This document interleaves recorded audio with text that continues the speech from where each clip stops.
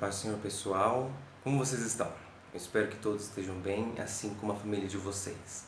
Que na lição de hoje vocês possam estar com o coração aberto e atento para aprender um pouco mais da preciosa Palavra de Deus.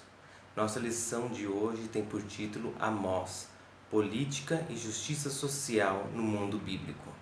E o versículo base da nossa lição é: Eu, o Senhor, esquadrinho o coração, eu provo os pensamentos, e isso para dar a cada um segundo os seus caminhos e segundo o fruto das suas ações.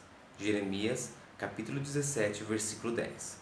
Lembrando, espero que vocês façam a lição proposta na revista e deixe aqui também o seu comentário, para que eu possa saber que você assistiu à aula e contar o ponto da sua presença, ok?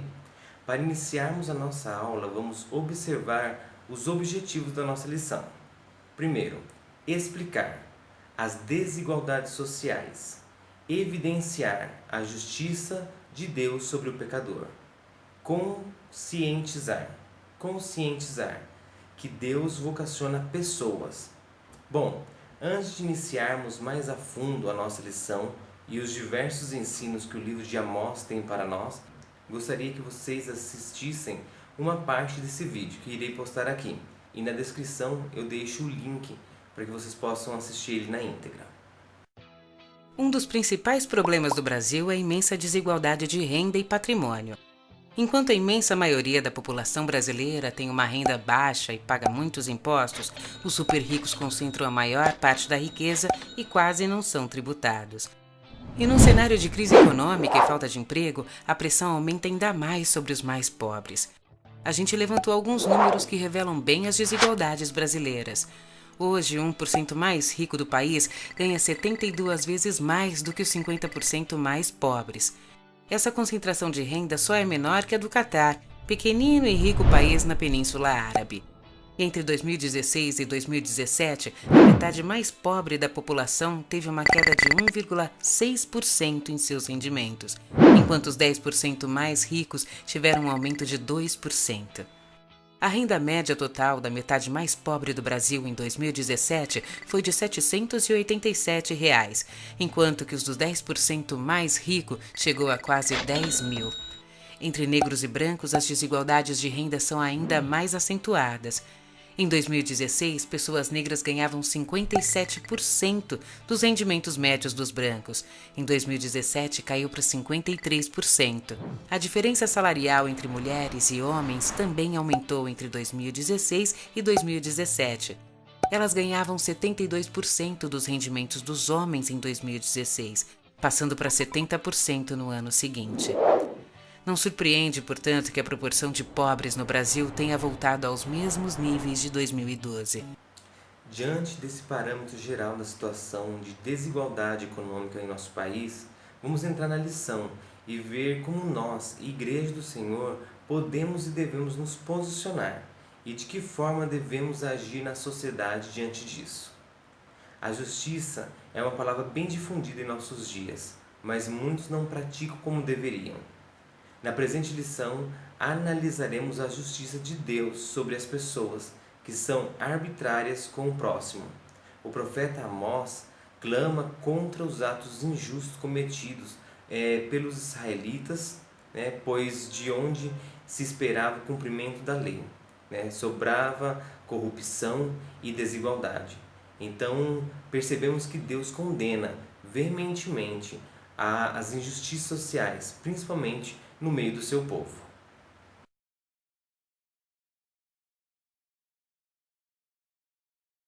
Tópico 1. Contexto histórico. Imagine a situação que Israel estava vivendo. O reino de Jeroboão II estava muito bem no que se dizia a área econômica, a paz entre as nações com Israel e a prosperidade havia chegado.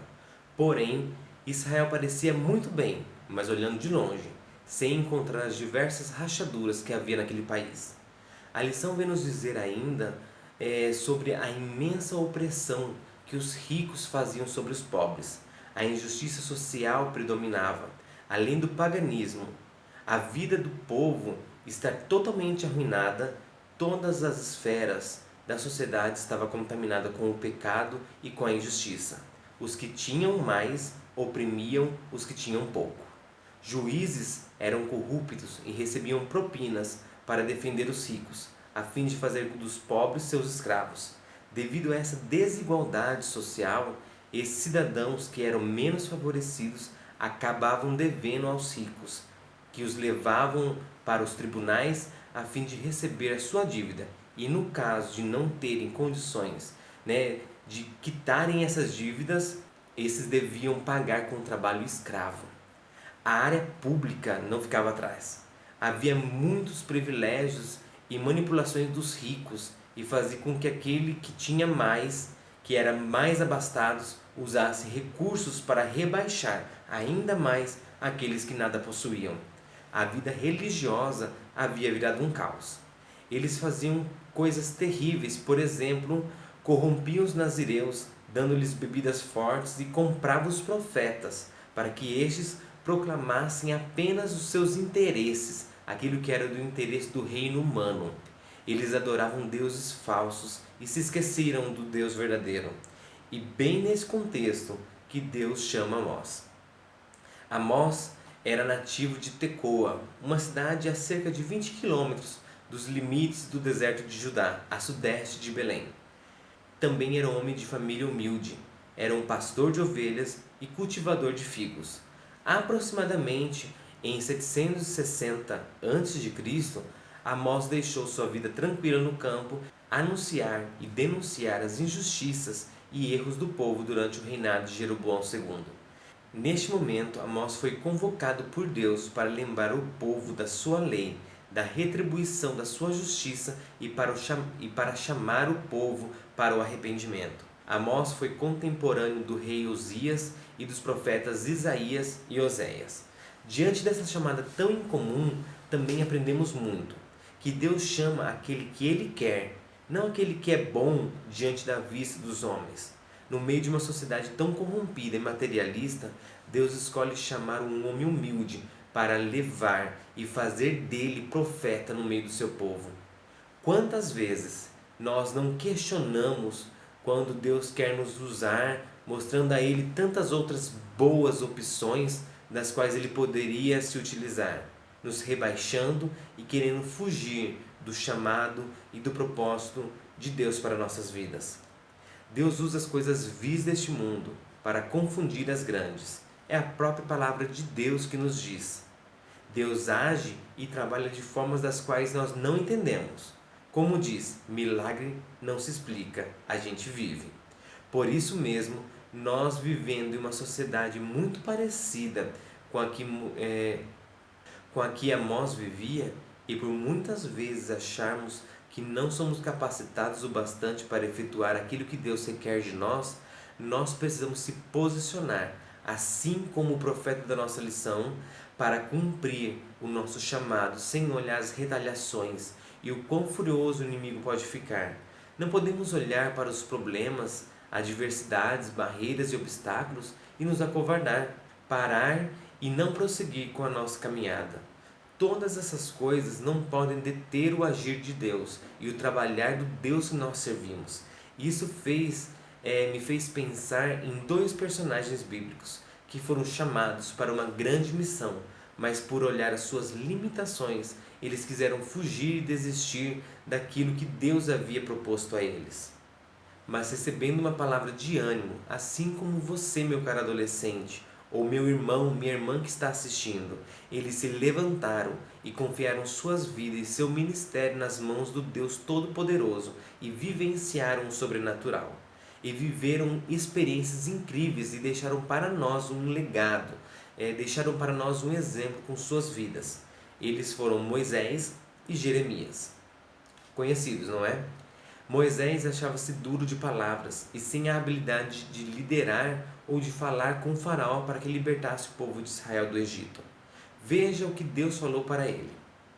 Então disse Moisés ao Senhor: Ah, Senhor, eu não sou homem eloquente, nem de ontem, nem de anteontem, nem ainda desde que tens falado ao teu servo, pois sou pesado de boca e pesado de língua. E disse-lhe o Senhor: Quem fez a boca do homem? Ou quem fez o mudo, ou o surdo, ou o que vê, ou o cego? Não sou eu o Senhor? Vai, pois, agora, e eu serei como a tua boca, e te ensinarei o que hás de falar. Êxodo, capítulo 4, versículo 10 ao 12. Já Jeremias se achava pequeno e muito novo e inexperiente para a função de profeta, mas veja qual foi o recado de Deus para ele. Então disse eu: Ah, Senhor, eis que não sei falar porque ainda sou um menino. Mas o Senhor me disse: Não digas sou um menino, porque a todos a quem eu te enviar irás, e tudo o que eu te mandar falarás. Jeremias, capítulo 1, versículos 6 e 7. Nem preciso dizer que grandes obras esses homens de Deus fizeram, pois conhecemos a sua história. Que nesse dia Deus possa nos encorajar a entregar totalmente a Ele e ao seu querer, que possamos cumprir os planos de Deus para as nossas vidas e sermos úteis ao reino de Deus com os nossos dons e talentos.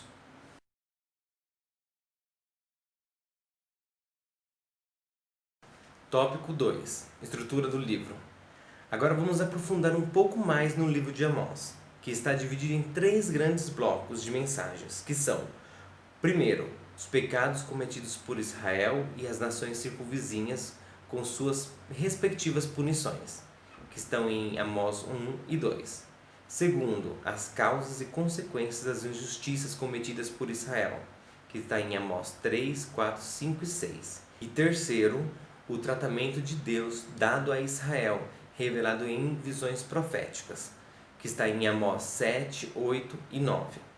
No primeiro bloco, que se trata do pecado de Israel, Judá e nações circunvizinhas, podemos destacar alguns: a venda de pessoas inadimplentes como escravos, perseguição e humilhação para com os mais pobres, injustiças sociais contra as pessoas, práticas imundas e culto a deuses pagãos, corrupção, a quebra do voto do nazireu, dando-lhe vinho. Já em Judá, os pecados cometidos foi o desprezo da palavra do Senhor, a desobediência a Deus e a adoração a falsos ídolos. Já as nações ao redor de Israel houveram tortura, venda de escravos, mentiras, traições, guerras, assassinatos. Podemos ver que estavam totalmente longe e distante da presença de Deus, onde o amor ao próximo havia acabado. A justiça e o modo verdadeiro de viver estavam esquecidos. Deus havia ensinado tudo a eles, mas resolveram ignorar o que Deus havia falado. E como consequência do pecado, Israel, Judá e as outras nações tiveram que enfrentar incêndio, destruição de cidades inteiras e suas fortalezas, violentas guerras e a prisão de reis e autoridades pelos seus conquistadores. Observe a tabela a seguir para ter uma noção de como aconteceu e o que aconteceu em consequência do pecado.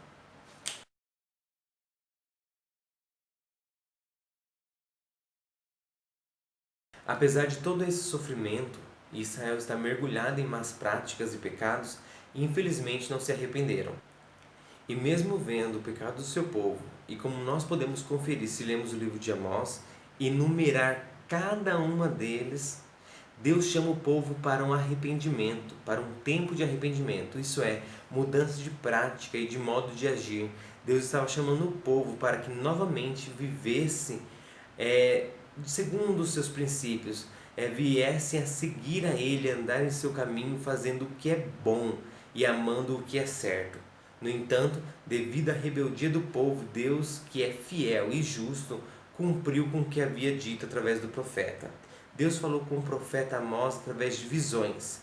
Essas visões se referiam como Deus iria agir a fim de restaurar o seu povo. Veja a tabela a seguir, onde está todas as visões de Amós e a sentença de Deus a cada uma delas. Bom, vamos ver juntos essas visões. A primeira visão que nós temos aí nessa tabela é de gafanhotos, que seria uma praga de gafanhotos que exterminaria as plantações de Israel. A sentença foi: Amós clamou a Deus pelo perdão e o Senhor não submeteu Israel a essa praga. Segunda visão, o fogo. O fogo consumiria todas as plantações de Israel. Sentença: Amós clamou a Deus dizendo que o povo era fraco e não resistiria ao fogo, e o Senhor não submeteu Israel a este castigo. Terceira visão, prumo. O povo de Israel passaria no prumo de Deus. Nos templos e lugares de adoração em Israel seriam destruídos, bem como o rei Jeroboão e todos os seus descendentes. A mulher de Amazias, sacerdote de Betel, que se levantara contra Amós, viraria prostituta e seus filhos morreriam na guerra. Israel seria levado como prisioneiro para fora de sua terra. Quarta visão, cesta de frutas. As frutas maduras representavam Israel. Israel seria arrancado de sua terra como uma fruta madura é arrancada de sua árvore. Quinta visão, altar. A queda do templo de Betel. Sentença, Deus faria a terra tremer. Colocaria abaixo o templo de Betel para se transformar em ruínas. Deus, em seu infinito amor e misericórdia para com os israelitas, fala sobre o seu futuro, um futuro feliz para Israel, restaurando suas cidades, plantações e o reino, através dos remanescentes que tinham temor ao Senhor. Isso é muito importante. Nós paramos para imaginar que mesmo em meio a tantas coisas erradas que nós vimos e nós aprendemos até o momento, existia ainda aqueles remanescentes. Não é porque o povo estava se esquecendo de Deus que totalmente o povo de Israel estava perdido, mas havia ali, entre o povo de Israel, os remanescentes. Deus abomina as injustiças sociais. E foi através do profeta Amós, na história de Israel, naquele período de tempo, que Deus nos conclama a lutar contra as injustiças e opressões sobre os mais pobres e necessitados da sociedade, promovendo sempre a inclusão.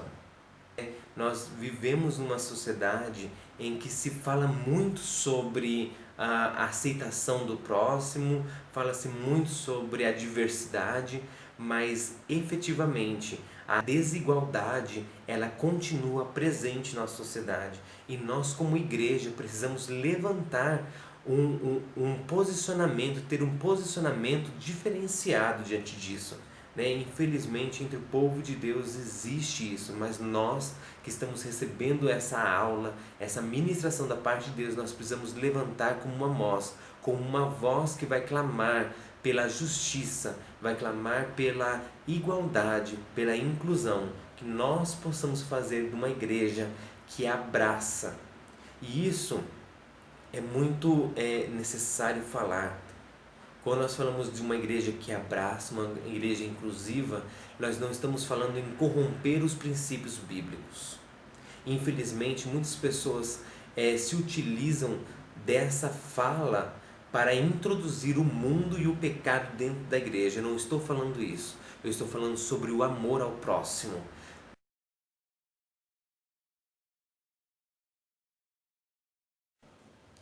Tópico 3. A mensagem de Amós. O povo de Israel era um povo escolhido por Deus, e muitas vezes o povo se distanciou da vontade de Deus e fez o que era mal. No momento que Amós estava vivendo, como já vimos anteriormente, um momento de prosperidade, de paz, no entanto eles se desviaram mais uma vez. No momento dessa prosperidade, eles começaram a cometer muitos erros em relação ao próximo e a Deus. Tinha uma visão torta e distorcida daquilo que realmente era viver segundo o coração de Deus. E estes erros, para nós nos dias de hoje, pode servir como um aviso e como uma grande lição de como não agir. Assim como Israel, em tempo de bonança e felicidade, nós acostumamos a baixar a guarda e deixar de lado algumas precauções. Isso é um grande perigo, pois o diabo, nosso adversário, ele não deixa de trabalhar. Mesmo nos períodos de bênção, ele continua buscando formas de atacar a cada um de nós e a destruir nossas vidas. Muitas vezes passamos por momentos difíceis e de grandes provações. Isso faz com que recordamos e recorramos à oração, ao jejum, a um tempo de qualidade com Deus e por assim vai. Mas quando recebemos a resposta de Deus, começamos a viver as promessas e bênçãos, caímos no engano de que tudo aquilo que fazíamos não tem necessidade, que nós podemos relaxar um pouco, mas é nessa hora que o diabo usa uma pequena brecha para entrar e destruir nossas vidas. Ele não precisa de muita coisa, um pequeno deslize, uma pequena porta que abrimos ele nos cega, a ponto de não vermos o quanto ele tem nos influenciado e assim nos derruba, mas que com esses 4 erros que nós iremos elencar aqui, nós possamos nos revestir a cada dia e buscar a Deus acima de tudo e se fortalecer para que não venhamos a correr o risco de perder a nossa bênção, ou pior, perder a nossa salvação. Pois um desses deslizes pode ser fatal, podemos perder nossas vidas, ou pode não dar tempo de voltarmos e assim perdemos o arrebatamento da igreja, que está muito perto para acontecer. Vamos aos 4 erros que Israel cometeu e que foram a base da mensagem de Amós e que devemos correr deles. O primeiro é sem amor ao próximo. Israel ele estava vivendo um tempo que o amor ao próximo ele estava sendo esquecido. Nós vamos ver que a lição nos traz que havia tortura, havia escravidão, traição, imoralidade, perseguição, humilhação dos mais necessitados. E quantas vezes nós não encaramos essas mesmas situações em nossa sociedade? Quantas vezes ao nosso lado nós vemos pessoas sofrendo com isso? Se nós olharmos a nossa história infelizmente, a história brasileira, ela é dotada de muitas injustiças sociais. Quantas pessoas vindas de outras partes do mundo trabalharam de forma escrava aqui neste país.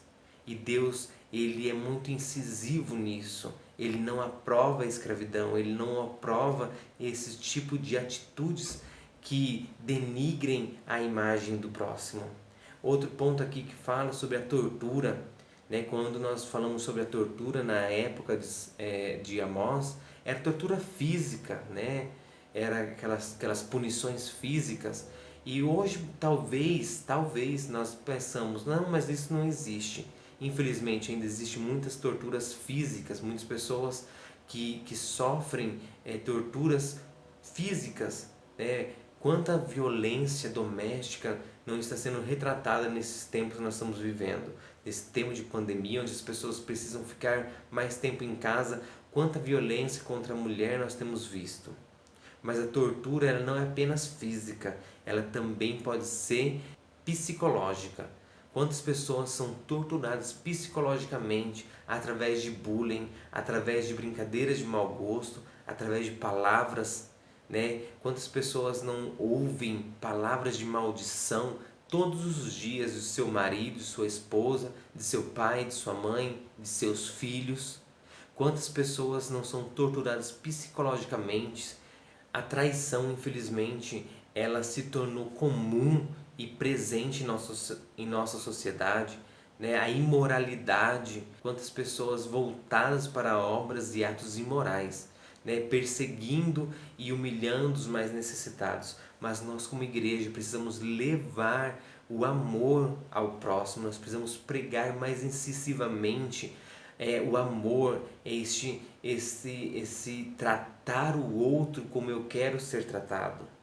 Então, nós não podemos deixar que o amor se esfrie. É fato que a palavra de Deus diz que nos últimos tempos o amor de muitos irão se esfriar, mas isso não é uma desculpa para que o nosso amor também se esfrie, mas que nós possamos amar o próximo, assim como a palavra de Deus diz, amar o próximo como a nós mesmos. O segundo erro que Israel cometeu no tempo de bonança é esquecer de Deus. Israel tinha vivido um tempo de muita bonança, de grandes bênçãos, né, e grandes promessas, né, da parte de Deus. Porém se esqueceram, né, e entraram numa sequência de desobediência e desprezo da palavra de Deus e adoração a falsos deuses. E quantas vezes nós acabamos se esquecendo de Deus? Talvez não de uma forma voluntária, mas de uma forma involuntária. Nós esquecemos de adorar a Deus, nós esquecemos de agradecer a Deus, de falar com Deus, né? Damos conta de tantas outras coisas, mas não damos conta de tirar um momento para cada dia, para fazer algo em prol do reino de Deus, para fazer algo em prol, né, da nossa vida espiritual. E eu quero aqui aproveitar este momento para indicar essa coleção de livros para quem gosta de ler e quem gosta de literatura. Chama As Crônicas de Aedim. São três livros. A Crônicas de Aedim, Os Escolhidos, que é o primeiro. Aí o segundo, As Crônicas de Aedim, O Voo dos Exilados. E o terceiro, As Crônicas de Aedim, O Desvanecer das Trevas. Por que eu estou, neste ponto da lição, indicando esses 3 livros? E é uma literatura cristã, tá? Então eu indico esses 3 livros aqui e ele retrata exatamente isso. Eu não vou dar spoiler, não vou contar sobre o livro, mas a base da história é mais ou menos essa, né? Um povo que adorava a Deus e acabou se esquecendo de adorar a Deus e começou a ser oprimido por ditadores. E aí um casal de irmãos são levados para este lugar para despertar o povo. Então faz muito tempo que eu li esse livro e eu gosto muito e recomendo. Se você quiser tirar aí uma leitura bacana e cristã, eu indico As Crônicas de Aedim. Terceiro, vida apenas de rituais, né? O povo de Israel ele começou a cumprir os rituais de Deus, mas sem um propósito, né? Sem a real obediência. Eles faziam sacrifícios, faziam as suas festividades, mas suas vidas estavam totalmente fora da vontade de Deus, estavam fora daquilo que Deus havia ordenado para eles, né? Como os nazireus, né? Todo mundo vai lembrar de Sansão. Se nós formos ver ali, quando a Bíblia fala sobre Sansão, ele relata que ele era um nazireu. E os nazireus eles tinham uma série de regras estabelecidas que eles eram separados para Deus. Aquelas pessoas que nasciam e eram nazireus de Deus, eles eram separados para uma obra de Deus. E por isso eles eram separados algumas regras para que eles vivessem. Porém, a vida do povo de Israel estava totalmente apenas em rituais. E quantas vezes nós também não somos influenciados apenas por rituais? Ah não, hoje é dia de assistir a aula de escola dominical. Ah, hoje é dia de ver a live lá do culto de ensino. Quantas vezes a nossa vida antes dessa pandemia também não estava sendo uma vida apenas de rituais? Ah, terça-feira tem que ir para a igreja. Mas por que você tem que ir para a igreja? Ah não, senão o Jonathan vai brigar comigo. Ah não, senão o pastor vai me achar que eu estou faltando demais. Ah não, porque... Não. A nossa vida não pode ser pautada apenas por rituais. Precisa ser uma adoração verdadeira e genuína. Não é apenas cumprindo um ritual, cumprindo uma obrigação, mas fazendo porque nós amamos. Assim como a palavra de Deus, nós precisamos amar a Deus de toda a nossa alma, de todo o nosso entendimento, de todo o nosso coração. Então nós não podemos viver uma vida apenas cumprindo rituais, mas que nossa vida tem que ser uma vida de adoração a Deus. E o quarto promessa é igual segurança. Israel, ele achava que por ser o povo de Deus, por ser o povo da promessa, eles podiam viver da maneira que eles queriam e fazer do jeito que eles queriam, porque eles iriam viver a promessa. Porém, se nós não vivemos em santidade e retidão, não adianta termos uma promessa. Deus sim, Ele é fiel para cumprir. No entanto, nós também precisamos fazer a nossa parte de obedecer a palavra de Deus. A palavra de Deus orienta que nossas atitudes devem demonstrar a fé que professamos. Não podemos ter uma mente dividida, como está escrito em Tiago, capítulo 4, versículo 8. Chegai-vos a Deus, e Ele chegará a vós. Limpai-vos as mãos, pecadores, e vós de duplo ânimo, purificai os vossos corações. E o que vem a ser, esse duplo ânimo? A pessoa que não tem uma certeza, uma hora está bem, outra hora está mal, uma hora está na igreja, outra hora não está mais.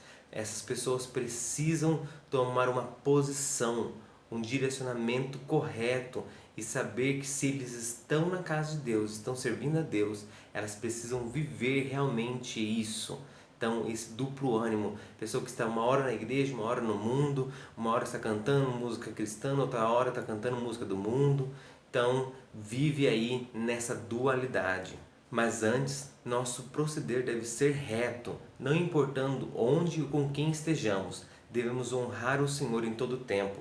Esse deve ser o nosso desejo diário, buscá-lo com afinco e praticar a sua palavra integralmente, sem se esquecer que Deus tem, ou seja, Deus sabe aquilo que Ele é correto. Ele é justo, fiel e verdadeiro. Ele não nega-se a si mesmo. Então que nós possamos realmente, em tempo de bonança, muitas vezes no tempo de bonança nós acabamos relaxando e nós acabamos por perder muitas vezes a bênção de Deus por não cuidar da nossa vida espiritual. Mas eu ouvi de um pastor e isso é uma verdade muito grande. No tempo de bonança é o tempo de nós não relaxarmos, mas de nós colhermos provisão. É como se fosse uma colheita, né? Uma pessoa que tem uma plantação no tempo certo, né? Na primavera, no tempo na estação daquela plantação, ele precisa colher para quando chegar o inverno ter o alimento guardado. Nós precisamos fazer da mesma forma. No tempo de bonança é o tempo de nós juntarmos mais a Deus, buscarmos mais a Deus, para que nos momentos de tristeza, nos momentos de inverno que nós passamos na nossa vida, nós possamos ter reservatório, né? Nós possamos ter ali uma reserva para que nesses dias difíceis nós possamos buscar nessa reserva a força e o ânimo que vem de Deus. Que nós possamos, de cada um, né? Eu sei que muitas vezes nós olhamos para a nossa situação e nós achamos tão curto, tão limitado, né? Como eu posso combater a injustiça social? Como eu posso combater, né, a discriminação? Eu sou tão jovem, tão adolescente, né? Não tenho condições financeiras para poder ajudar alguém, mas se nós pregarmos o amor, né? E fazemos obras pequenas, sabe? Não é grandes feitos, não é grandes coisas assim fazer. Não, eu vou conseguir 500 toneladas de alimento para os mais necessitados. Talvez nós não vamos conseguir fazer uma obra tão grande, mas se na sua sala, se na sua escola você conseguir plantar essa semente, plantar este amor ao próximo, né? Ver talvez ali alguém que está sofrendo um bullying, está sofrendo um desprezo, está sendo ridicularizado, ou talvez você está vendo ali um amiguinho que não tem material escolar, não tem condição de comprar, e dividir o seu material, comprar, fazer reunir ali a turma e ajudar, né, essas pessoas. É uma maneira de nós combatermos o egoísmo, né, o que está por trás dessa injustiça social, dessa desigualdade social, é o egoísmo, né, a falta de amor. Mas se nós buscarmos eliminar das nossas vidas o egoísmo, a inveja e essa falta de amor, com certeza, cada um de nós fazendo obras pequenas, um passinho de formiguinha, nós conseguiríamos mudar muitas pessoas, muitas vidas, e quem sabe aí impactar uma geração com as nossas boas ações. Que nós possamos, assim como Deus tem nos ensinado através dessa lição, amar o próximo e dizer não à injustiça social, dizer não à violência, que nós possamos ser realmente cristãos que vivem e vivenciam o amor. Que Deus possa abençoar a vida de cada um de vocês. Por hoje é só. Eu quero agradecer a você que está assistindo, a você que assistiu todas as outras aulas, ou essa é a primeira que você está assistindo. Muito obrigado, que Deus venha abençoar. Não deixa de comentar, tá ok? De fazer a lição, mandar lá no meu WhatsApp. E se você esqueceu ou não conseguiu assistir alguma aula, agora no final eu vou deixar aqui uma playlist com todas as aulas deste trimestre e também o link para a última aula que o irmão Beto deu. Fique com Deus, um forte abraço e até mais. Estou com saudade.